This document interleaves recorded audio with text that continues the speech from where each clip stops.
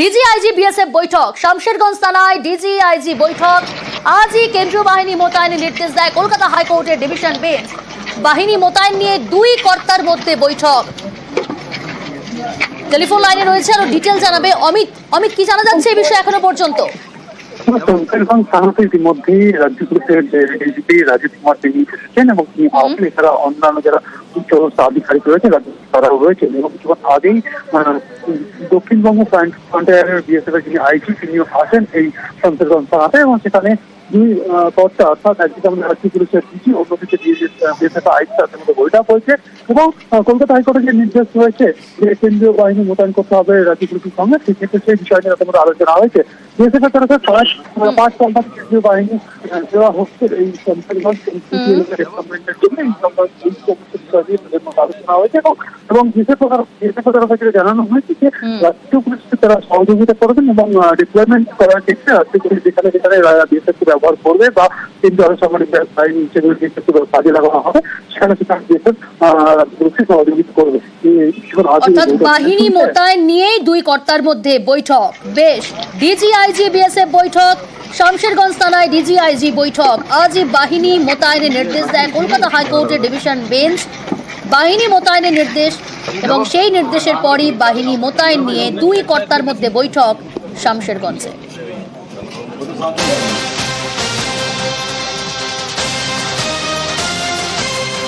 আরো এক breaking news আপনাদের দিয়ে রাখি। কেন্দ্রীয় স্বরাষ্ট্র সচিব, মুখ্য সচিব ভিডিও কনফারেন্স। মুর্শিদাবাদের অশান্তি নিয়ে আলোচনা দুজনের মধ্যে। রাজ্য পুলিশের ডিজির সঙ্গেও ভিডিও কনফারেন্স। ওয়াকফ আইনের প্রতিবাদে অশান্ত মুর্শিদাবাদ।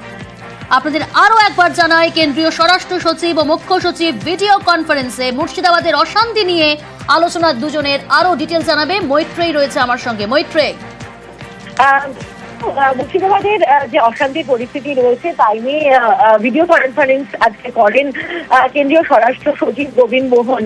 রাজ্যের মুখ্য সচিব এবং ডিজির সঙ্গে এই বৈঠক করেন ভিডিও কনফারেন্সিং এর মাধ্যমে কেন্দ্রীয় স্বরাষ্ট্র সচিব এবং সেখানে রাজ্যের মুর্শিদাবাদের যে বর্তমান পরিস্থিতি রয়েছে সে বিষয়ে বিস্তারিত রিপোর্ট নেওয়া হয় এবং একই সঙ্গে সেখানে বর্তমান পরিস্থিতি নিয়ে আলোচনা করা হয়।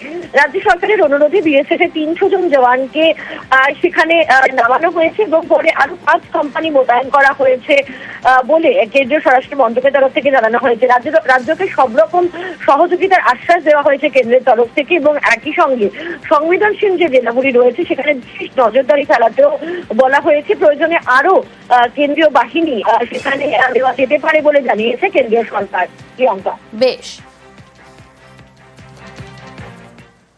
ওয়াকফ আইনের প্রতিবাদ। মুর্শিদাবাদের একাধিক এলাকায় অশান্তি। গাড়ি বাড়ি দোকানে আগুন, লুট। সুতি শামশেরগঞ্জে দুদিনে গুলিবিদ্ধ 3। সুতিতে গুলিবিদ্ধ কিশোরের মৃত্যু। পরিস্থিতি নিয়ন্ত্রণে এলাকায় পুলিশ, বিএসএফ।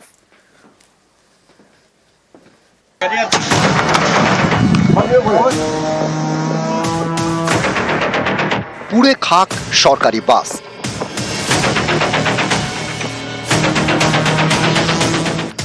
পুড়ে গিয়েছে অ্যাম্বুলেন্স। বিস্তীর্ণ এলাকায় ভাঙচুর হয়েছে। ইট বৃষ্টির প্রমাণও স্পষ্ট।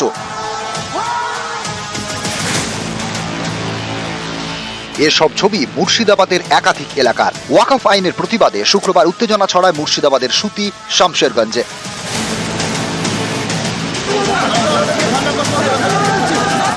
জাতীয় সড়কের মাঝে গাড়িতে আগুন, সরকারি বাসে আগুন।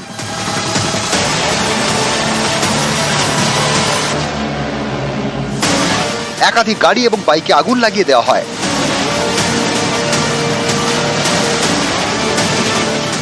বাদ যায়নি অ্যাম্বুলেন্সও। এভাবেই শুক্রবার উত্তেজনা ছড়ায় সুতি শামশেরগঞ্জে। শনিবারও স্থানীয়দের মনে আতঙ্ক।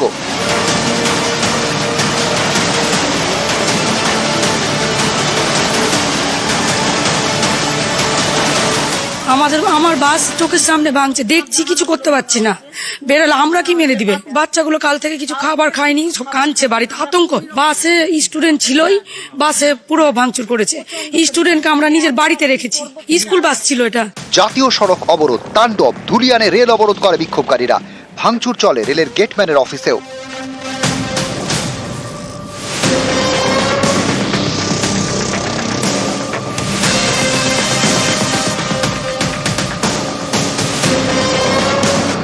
ভেঙে ফেলা হয় রেল গেট, জ্বালিয়ে দেওয়া হয় রেল কর্মীর বাইক। স্টেশন মাস্টারকে বলে আমরা নিজের প্রাণ বাঁচানোর জন্য আমরা বেরিয়ে গেছিলাম। আমার দ্বিতীয় স্টেশন মনোজ কুমার সাহু বলে একজন ছিল, সেও কিন্তু প্রাণ ভয়ে পালিয়ে গেছে, সে কিন্তু এখানে ছিল আমার সাথে আর কি। বিক্ষোভ অবরোধের সঙ্গে শুক্রবার লুটপাটও চলে মুর্শিদাবাদের বিস্তীর্ণ এলাকায়। ধুলিয়ানের এক শপিং মল লুট করে বিক্ষোভকারীরা।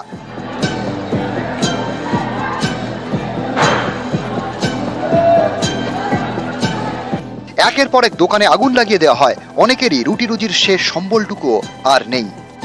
প্রশাসন ছিল তখন, আমরা তো ছিলামই না, ঝামেলা থাকি না, আমরা দোকান লাগিয়ে বাড়ি গেছি, বাড়ি থেকে ব্যাস কিছু তো বাঁচাতে পারিনি। এখন ক্ষতি তো হয়ে গেছে আমাদের, কি করবো? না, আমাদের কোনোদিন হয়নি, ছোট থেকে আজ পর্যন্ত এত বড় হয়ে গেলাম, কোনোদিন আমাদের ঝুঁঝ ঝামেলা এরকম হয়নি। সকালে এলাম দেখতে, কি দেখে আসি হাল খারাপ শেষ। দোকান ছিল চায়ের ঠান্ডা সব এই দোকান থেকে সব এখান থেকে। বিক্ষোভ, আগুন, তাণ্ডব, টিয়ার গ্যাস, গুলি, সব মিলিয়ে সুতি শামশেরগঞ্জ সরগরম। পরিস্থিতি সামলাতে ময়দানে নামে বিএসএফ।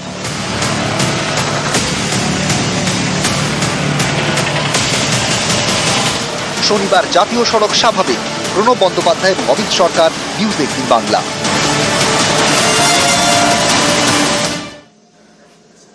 শান্তি বজায়ের আবেদন মুখ্যমন্ত্রীর, সংযত থাকার আবেদন করেছেন তিনি। কেন্দ্রের আইনের জবাব চান কেন্দ্রের কাছে বলেই বার্তা দিয়েছেন মমতা বন্দ্যোপাধ্যায়। বিরোধীদেরকেও আক্রমণ মমতা বন্দ্যোপাধ্যায়। দোষীদের বিরুদ্ধে কড়া ব্যবস্থার হুঁশিয়ারি, ধর্মের নামে অধার্মিক আচরণ করবেন না বলেও বার্তা দিয়েছেন মমতা বন্দ্যোপাধ্যায়।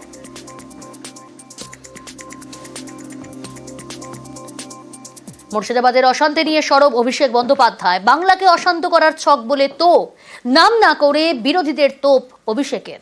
শান্তি বজায়ের বার্তা অভিষেক বন্দ্যোপাধ্যায়।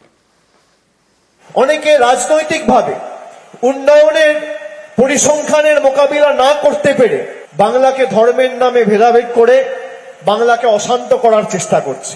কেউ কেউ চায় বাংলায় যাতে আগুন জ্বলে। আমি সকলকে অনুরোধ করব, বাংলার কৃষ্টি সংস্কৃতি বজায় রেখে আমাদের এলাকার শান্তি, শৃঙ্খলা এবং সম্প্রীতি যাতে অক্ষুণ্ণ থাকে, আমাদের প্রত্যেককে সজাগ থাকতে হবে, সচেতন থাকতে হবে। মুর্শিদাবাদে শান্তি ফেরাতে কড়া পুলিশ, অশান্তি ছড়ালে কড়া পদক্ষেপ। আইন ভঙ্গকারীরা কেউ ছাড় পাবে না, হুঁশিয়ারি রাজ্য পুলিশের ডিজি রাজীব কুমারের। সুতি শামশেরগঞ্জে 163 ধারা জারি, রয়েছে পুলিশ পিকেট, নেমেছে বিএসএফ।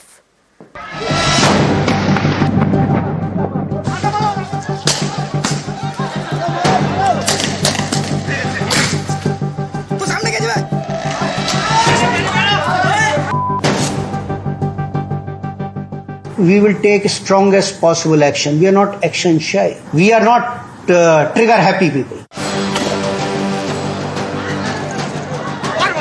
ওয়াকফ আইনের প্রতিবাদ, উত্তপ্ত মুর্শিদাবাদ, সুতি শামশেরগঞ্জ সরগরম। পরিস্থিতির মোকাবেলায় কড়া পুলিশ, কোনো প্রকারের অশান্তি বরদাস্ত করা হবে না বলে জানিয়েছিলেন রাজ্য পুলিশের ডিজি রাজীব কুমার। জঙ্গিপুর এরিয়াতে কমিউনাল ডিস্টারবেন্স দেখা গিয়েছে। গভর্নমেন্ট দিক থেকে খুব ক্লিয়ার এটা আছে, কোনো রকম হুলিগানিজম বরদাস্ত করা যাবে না। We are dealing with this situation very strongly. Demonstration, then destruction of public property and then it to communal angle. যদি কেউ এক্সট্রিম পর্যায়ে যাওয়ার চেষ্টা করবে, we will deal it very very strongly. Stand by the people, যাদের damage হয়েছে, that will be taken care of. Rumors have to stop. People have to don't believe in rumors. This time we are fighting a situation where all of us need to be together. We need to understand that it is a fight between good and bad people. যারা বদমাশি করছে, যারা যে কেউ hooligan করে, যারা miscreants আছে, mischievous people আছে, we will deal with them very very strongly.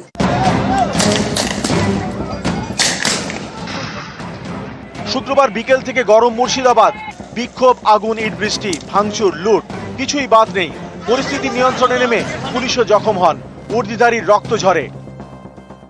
আমাদের যত সিনিয়র অফিসার আছেন, ADG level officers, IG level officer আছেন, more than a battalion of specialised forces are station in Jangipur. 118 peoples have been arrested so far. আর 18 জন আমাদের police injury আছে। আমাদের যত রিসোর্স আছে, we are committing wholeheartedly to ensure that peace prevails. যারা যারা হুলিগানিজম করেছে, যারা যারা ভায়োলেন্সে ইন্ডালজ করেছে, none of them will be spared. Whoever it might be, peaceful procession, peaceful protest is okay with us. But if you have done violence, you will face consequences. We will deal with it very strongly. We have already started their action. সারা রাত red হয়েছে, but let's first control the situation together. Anyone who is taking law in his hands, we will deal with him very, very strongly. There is no way any kind of violence can be allowed. Everyone is there on the ground. Police stations, phone numbers have been given. Control room number have been given. If there is anything, call them. Tell them if there is an issue. No one, irrespective of who he is, we will deal with them as strongly as possible. অশান্তির মুর্শিদাবাদে জারি করা হয়েছে 163 ধারা, মোতায়েন করা হয়েছে বাড়তি পুলিশ, রয়েছেন পুলিশের পদস্থ কর্তারা, বিভিন্ন জায়গায় বসেছে পুলিশ পিকেট। পরিস্থিতি নিয়ন্ত্রণে ময়দানে বিএসএফ। নিউজ 18 বাংলা।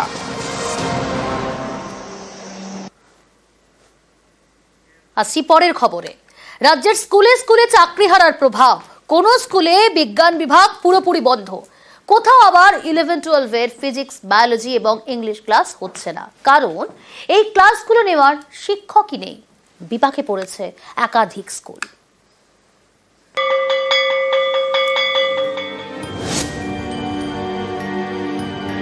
দক্ষিণ 24 পরগনার নামখানার মৌসুমী কোঅপারেটিভ হাই স্কুল। এই স্কুলে ছাত্রছাত্রীর সংখ্যা 1300, শিক্ষক 7 জন। এর মধ্যে সুপ্রিম রায়ে চাকরি গেছে 4 জনের।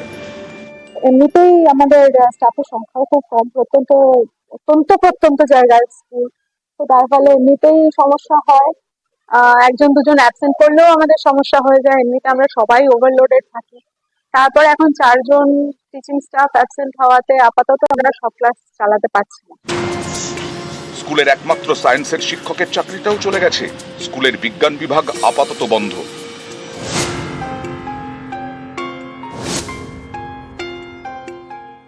শিক্ষক না লাগার কারণে আমাদের স্কুলের যে সায়েন্স বিভাগ, ম্যাথের যে ক্লাসগুলো ওগুলো হচ্ছে না। তারপর যে জায়গায় স্কুলে আমাদের রোজ 8টা করে ক্লাস হতো, ওই জায়গায় কখনো 4টে, 5টা, 6টা এরকম ক্লাস করে স্কুল ছুটি হয়ে যাচ্ছে। বর্তমান যা সংকটজনক অবস্থা, সেই অবস্থাতে আমরা এখনো নিজেরা কি করব ভেবে উঠতে পারছি না। তবু ম্যানেজিং কমিটিকে নিয়ে বসেছিলাম, চিন্তা ভাবনা হচ্ছে কিছু একটা তো ব্যবস্থা করতেই হবে যদি স্কুলটাকে রানিং রাখা যায়। হুগলির রিষড়া বিদ্যাপীঠ 2000 পড়ুয়া। এই স্কুলে 11-12 ফিজিক্স, বায়োলজি এবং ইংলিশ ক্লাস বন্ধ, কারণ উচ্চ মাধ্যমিক স্তরে পড়ানোর 3 জন শিক্ষকই চাকরি হারিয়েছেন। আমাদের ফিজিক্সের ক্লাস আর বায়োলজি ক্লাসে বন্ধ হয়ে গেছে। এখন মতলব ক্লাস হতে পারছে না। বায়োলজি প্র্যাকটিক্যালও বন্ধ হয়ে গেছে, ইংলিশ ক্লাসটাও হচ্ছে না। তো আমাদের স্কুলে আসছি আর 1টা-2টা ক্লাস করে বাড়ি চলে যাচ্ছি। সবাই যেটাই আমার সাথে স্টুডেন্ট পড়ে, ক্লাসমেট পড়ে, সবাইদের ভবিষ্যৎ নষ্ট হচ্ছে। এখানে সায়েন্সের রেজাল্ট 100% হয় আর 100% স্টুডেন্ট ফার্স্ট ডিভিশন পায়, মানে মোর দ্যান 60%। প্রত্যেক বছর 1-2 ছাত্র মেডিকেল পায়, এখান থেকে IITও পায়, এরকম NIT পায়। ওই ছাত্রদের কি ভবিষ্যৎ হবে?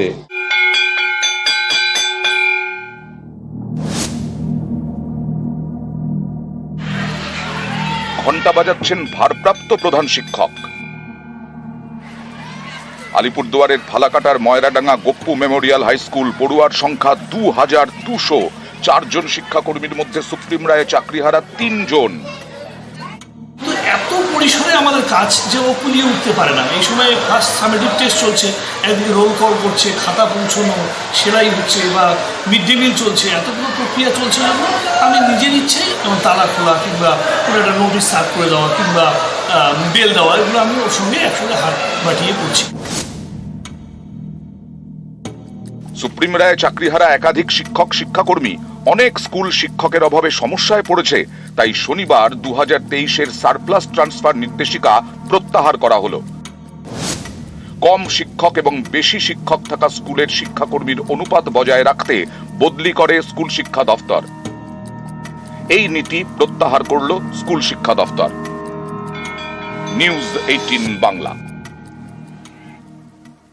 জাল সার্টিফিকেট দেখিয়ে এসএসকেএমে ডাক্তারি পড়ছেন একজন, তার বিরুদ্ধে অভিযোগের বৈধতা মিলেছে। হাসপাতাল কর্তৃপক্ষকে চিঠি দিল অনগ্রসর শ্রেণী কল্যাণ দফতর।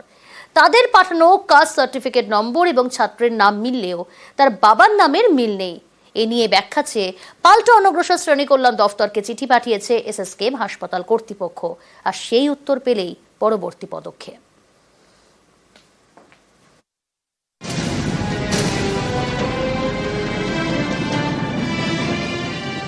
ভুয়ো কাস্ট সার্টিফিকেট, সেই সার্টিফিকেট দেখিয়ে এসএসকেএম একজন ডাক্তারি পড়ছেন বলে অভিযোগ। এ নিয়ে হাসপাতাল কর্তৃপক্ষকে আগেই চিঠি দিয়েছিল অনগ্রসর শ্রেণী কল্যাণ দপ্তর। এবার তারা এসএসকেএম হাসপাতাল কর্তৃপক্ষকে জানিয়ে দিল ভুয়ো কাস্ট সার্টিফিকেটে একজন এসএসকেএম এর ডাক্তারি পড়ছেন, ছাত্রটির বিরুদ্ধে পাওয়া অভিযোগ বৈধ। তার ভর্তি প্রক্রিয়া বাতিল করা হয়েছে কিনা তা জানতে চেয়েছে অনগ্রসর শ্রেণী কল্যাণ দপ্তর। এ নিয়ে তাদের পাল্টা চিঠি দিয়েছে এসএসকেএম হাসপাতাল কর্তৃপক্ষ। তারা জানিয়েছে ছাত্রের কাস্ট সার্টিফিকেট নাম্বার এবং নাম মিলেছে, সেই সার্টিফিকেটে ছাত্রের বাবার নামের মিল নেই। এ নিয়ে অনগ্রসর শ্রেণী কল্যাণ দপ্তর থেকে ব্যাখ্যা চাওয়া হয়েছে। সেই উত্তর মিললেই ভর্তি প্রক্রিয়া নিয়ে পরবর্তী পদক্ষেপ করবে হাসপাতাল কর্তৃপক্ষ। এর আগে ভুয়ো এসটি সার্টিফিকেট দেখিয়ে ডায়মন্ড হারবার মেডিকেলে ডাক্তারি পড়ার অভিযোগ ওঠে। কারচুপি করে এসটি সার্টিফিকেট তৈরি করেন রাজারহাটের যুবক। সেই সার্টিফিকেট দেখিয়ে ভর্তি হন ডায়মন্ড হারবার মেডিকেল কলেজে। এ নিয়ে পুলিশের কাছে অভিযোগ দায়ের করে স্বাস্থ্য দপ্তর। অভিযুক্ত পড়ুয়ার ভর্তি প্রক্রিয়া বাতিল করে দেয় ডায়মন্ড হারবার মেডিকেল। একই অভিযোগ ওঠে এসএসকেএমে। জাল কাস্ট সার্টিফিকেট দেখিয়ে এসএসকেএম একজন ডাক্তারি পড়ছেন। সম্প্রতি এই অভিযোগ পায় অনগ্রসর শ্রেণী কল্যাণ দপ্তর। এই অভিযোগ পেয়ে তারা তৎপর হয়। সংশ্লিষ্ট পড়ুয়ার কাস্ট সার্টিফিকেট আসল নাকি ভুয়ো জানতে চেয়ে এসএসকেএম হাসপাতাল কর্তৃপক্ষকে চিঠি দেয় অনগ্রসর শ্রেণী কল্যাণ দপ্তর। এবার তারা জানিয়ে দিল অভিযোগের সত্যতা মিলেছে। জাল কাস্ট সার্টিফিকেট দেখিয়ে এসএসকেএমে একজন ডাক্তারি পড়ছেন। পাল্টা অনগ্রসর শ্রেণী কল্যাণ দপ্তর এসএসকেএম হাসপাতালের অধিকর্তাকে চিঠি দিয়ে জানতে চেয়েছে যে পড়ুয়ার কাস্ট সার্টিফিকেট অবৈধ বলে তারা জানাচ্ছেন, তার অ্যাডমিশন প্রক্রিয়া কি বাতিল হলো? ক্যামেরা সুমন বোসের সঙ্গে সোমরাজ বন্দ্যোপাধ্যায়, নিউজ 18 বাংলা, কলকাতা। একের পর এক জাল ওষুধ প্রকাশ্যে এসেছে, তার নাম প্রকাশ্যে এসেছে। আর এবার রাজ্যের নজরে আরো দুটি জাল ওষুধ, একটির নাম সার্টিন আর একটি লেভিপিল। এই দুটি ওষুধ জাল করে বিক্রির অভিযোগ। উল্টোডাঙ্গা মুচিপাড়া এলাকায় অভিযান ড্রাগ কন্ট্রোলের অফিসারদের। দুটি গোডাউন সিল করা হয়েছে। কখনো হাওড়ার আমতা থেকে বিপুল জাল ওষুধ উদ্ধার, গ্রেপ্তার সংস্থার মালিক। কখনো আবার মেহতা বিল্ডিং বাগরি মার্কেটে অভিযান, সেখান থেকে নমুনা নিয়ে পরীক্ষা। রাজ্য ড্রাগ কন্ট্রোল অফিসারদের নজরে এবার দুটি ওষুধ, এক সার্টিন আর একটি লেভিপিল। অভিযোগ উত্তরপ্রদেশে এই দুই ওষুধের জাল করা হয়, সেখান থেকে আসে কলকাতায়। কলকাতায় এই দুই ওষুধের তেমন চাহিদা নেই। বিহার, ওড়িশা এবং ঝাড়খণ্ডে সার্টিন লেভিপিলের ব্যাপক চাহিদা, তাই কলকাতা থেকে এইসব রাজ্যে ওষুধ পাঠানো হচ্ছে বলে অভিযোগ। শুক্রবার বিকেলে ময়দানে নামেন ড্রাগ কন্ট্রোলের অফিসাররা। উল্টোডাঙ্গার মুচিপাড়া এলাকার দুটি হোলসেল সংস্থার গোডাউনে তল্লাশি চালান। প্রাথমিক তদন্তে জাল ওষুধ বিক্রির প্রমাণ মেলে। এরপরেই দুটি গোডাউন সিল করে দেন ড্রাগ কন্ট্রোলের অফিসাররা। এই দুটি সংস্থার লাইসেন্সও বাতিল করতে চলেছে রাজ্য। উত্তরপ্রদেশের কোন এলাকা থেকে জাল ওষুধ কলকাতায় আসছে তার হদিশ পেয়েছেন রাজ্যের ড্রাগ কন্ট্রোলের অফিসাররা। এ নিয়ে উত্তরপ্রদেশ সরকারকে চিঠি দিয়েছে রাজ্য। যে ওষুধ সংস্থা জাল ওষুধ তৈরি করেছে তাদের ডেকে পাঠানো হয়েছে। সতর্ক করে জানানো হয়েছে বিহার, ওড়িশা এবং ঝাড়খণ্ড প্রশাসনকেও। রাজ্যের ড্রাগ কন্ট্রোল অফিসাররা দুই সংস্থায় অভিযান চালালো, গোডাউন সিল করলো এবং আগামী দিনে তাদের লাইসেন্সও বাতিল করতে চলেছে রাজ্য স্বাস্থ্য দপ্তর। ক্যামেরায় সুমন বোসের সঙ্গে সোমরাজ বন্দ্যোপাধ্যায়, নিউজ 18 বাংলা, কলকাতা।